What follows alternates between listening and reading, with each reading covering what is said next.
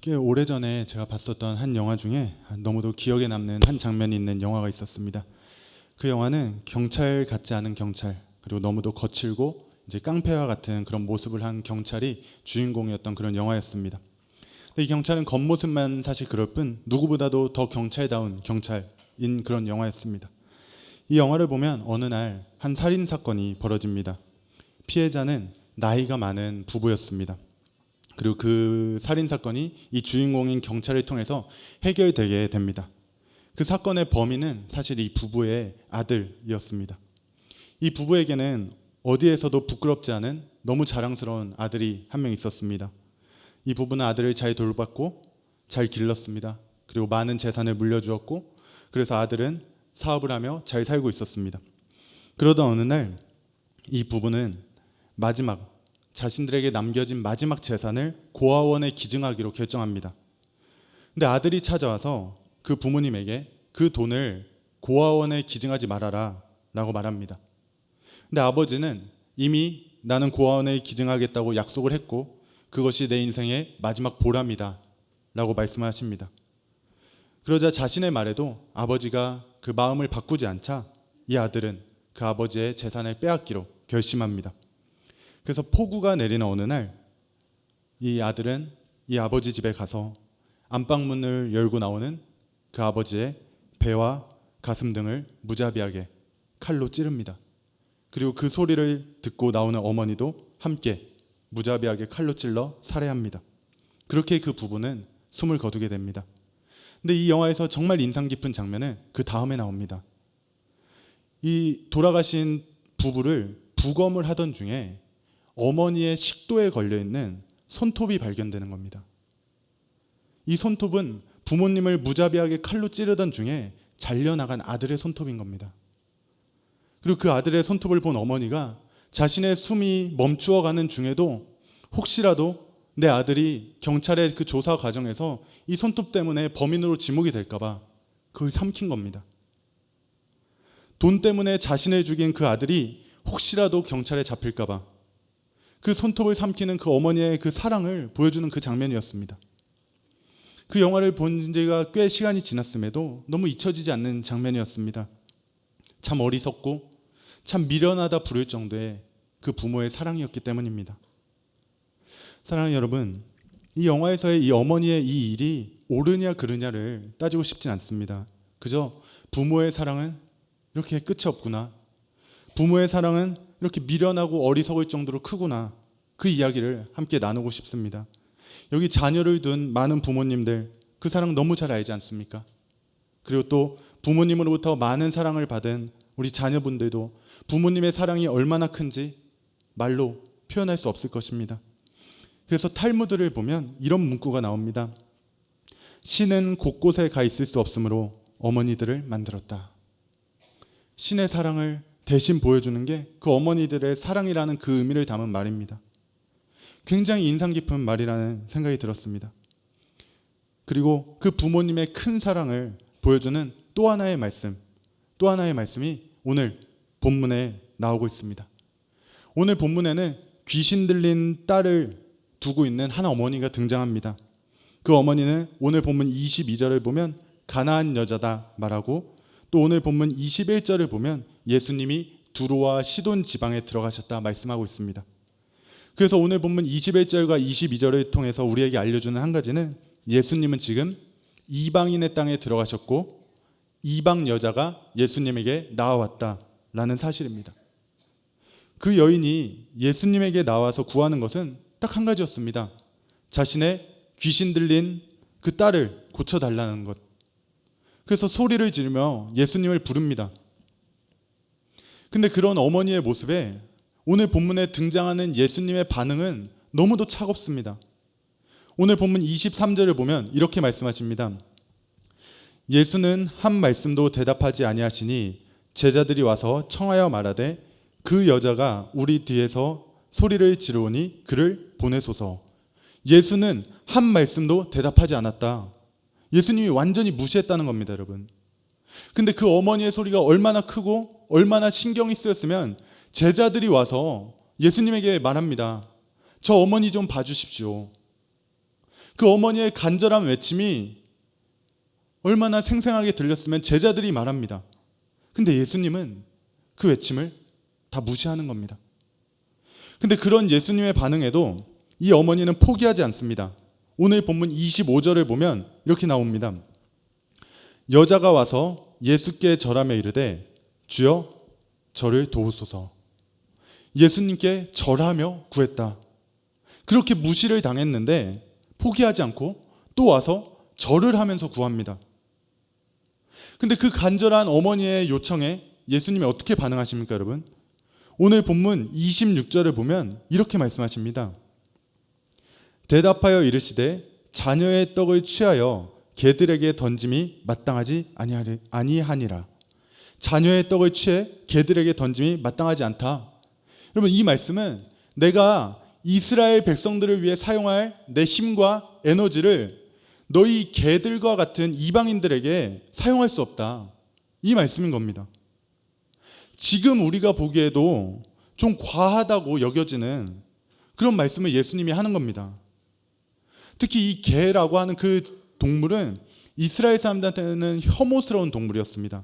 쓰레기나 썩은 고기 또는 시체를 먹는 동물이 개였기 때문에 굉장히 부정하다고 여겨졌고, 그 외에도 이제 개라는 표현은 좀 무가치하고 좀 불필요하다고 판단되는 그런 사람들을 비난하는 말이었습니다. 근데 그 단어를 지금 예수님이 그 귀신 들린 딸을 가진 어머니한테 사용하는 겁니다.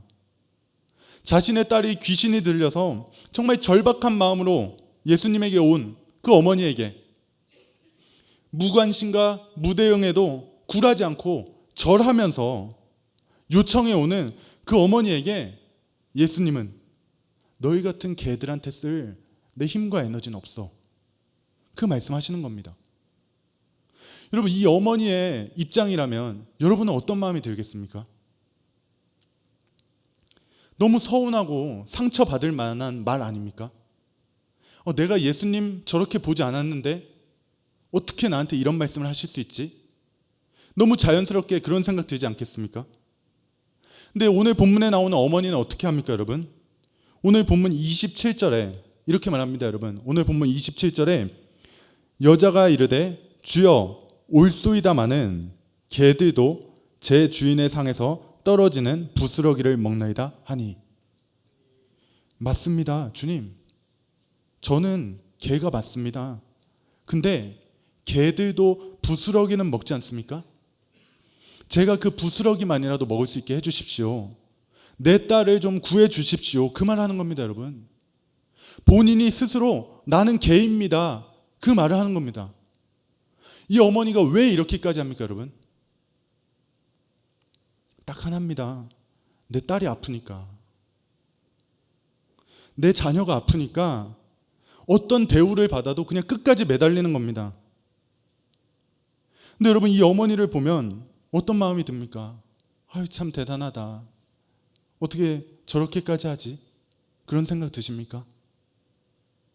그렇게 무시를 당하고 그렇게 모욕적인 말을 듣고도 포기하지 않습니다. 끝까지 매달리는 겁니다. 절하면서. 근데 여러분, 여러분이 이 어머니라면 여러분은 안 그러겠습니까? 내 자녀가 고칠 길이 없는데 유일하게 고칠 수 있는 분이 눈앞에 있습니다. 그러면 모든 자존심, 모든 체면 다 버리고 가서 매달리지 않겠습니까? 어떻게 해서든지 간에 내 자녀를 고치기 위해서 끝까지 붙들지 않겠습니까? 오늘 본문에 나오는 이 어머니는 어떤 특별한 하나 어머니가 아닙니다. 그냥 자녀를 가지고 있는 너무도 평범한 그냥 어머니인 겁니다. 우리가 오늘 본문 말씀을 나하고 관계가 없는 말씀으로 보면 이 어머니는 대단하다 여겨집니다. 근데 여러분의 자녀가 오늘 본문에 나오는 이 자녀의 상황과 똑같다고 한다면 여러분도 똑같이 하지 않겠습니까? 그리고 여러분이 그런 상황이라면 여러분의 부모님들도 다 똑같이 했지 않겠습니까? 내 자녀가 저렇게 아픈데 내 자존심이, 내 체면이, 그게 무슨 소용이 있습니까? 내 자녀를 위해 모든 자존심, 체면을 버리고 절대 포기하지 않는 모습으로 끝까지 매달리는 게, 그게 부모의 그 사랑 아닙니까? 오늘 본문에 나오는 이 어머니는 특별한 어머니가 아닙니다. 그저 자식을 가진 부모님인 겁니다. 그리고 오늘 본문에 보여지는 그 어머니의 사랑은 그냥 평범한 부모님의 사랑일 뿐입니다. 내가 어떤 대우를 받는지는 중요하지 않고, 내가 겪어야 할 그 수치와 모욕은 신경 쓰지 않고, 그저 어떻게 하면 내 자녀를 살릴 수 있을까? 어떻게 하면 내 자녀가 조금 더 행복해질 수 있을까? 그 고민만 하는 게 오늘 본문에 나오는 이 어머니의 사랑입니다. 그리고 그 어머니의 사랑이 바로 우리 부모님들의 사랑인 것입니다. 그저 자녀를 위해 희생하고 헌신하고 수고하신 그 부모님의 사랑, 오늘 본문에서 이 어머니가 보여주는 겁니다. 그리고 사랑하는 여러분, 그 사랑이 하늘에 계신 우리 아버지의 사랑입니다. 우리를 위해 모든 것을 참으시고 견디신 분, 우리를 위해 이 땅에 내려오셔서 모든 수치와 모든 모욕을 참으신 분, 우리의 어리석음과 죄악에도 그저 사랑해 주시는 분, 그분이 하늘에 계신 우리의 아버지, 우리를 사랑하시는 그 아버지의 사랑인 것입니다. 그래서 팀 켈러라고 하는 목사님의 그 탕부 하나님이라는 책을 보면 그 누가복음에 나오는 두 아들 비유의 말씀을 놓고 그 아버지의 사랑에 대해 이렇게 표현합니다. 결국 아버지에게 둘째 아들이 요구한 것은 아버지의 목숨을 찢어달라는 것이었다.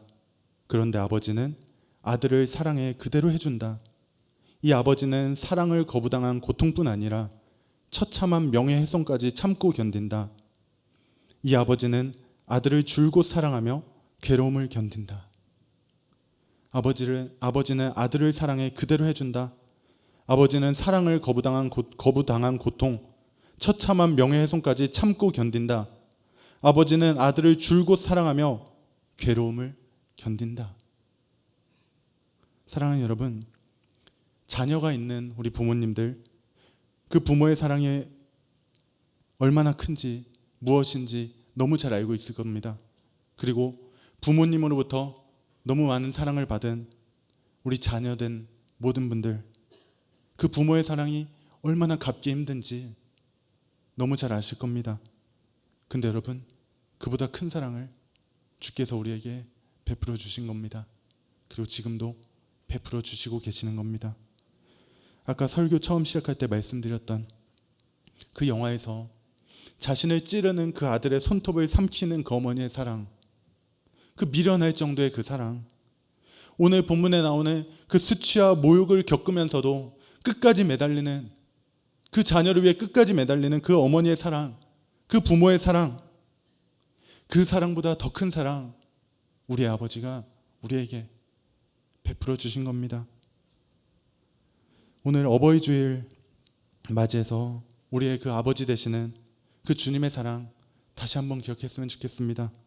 날 위해서 모든 것을 참으시고 견디시고 또 십자가의 아들을 죽기까지 사랑하셨던 그 사랑, 늘 부족하고 늘 죄악되고 늘 넘어지고 늘 말씀과도 반대로 살아가지만 그 모습에도 늘 우리를 향해 사랑한다 하셨던 그 아버지의 사랑, 우리를 위해 모든 수치와 모든 모욕을 견디고 참으신 그 사랑 다시 한번 기억하면서 우리 주께 감사하며 또 그 사랑을 받기에 합당한 주의 자녀로 살기로 결단하는 저와 여러분 되길 간절히 소원합니다.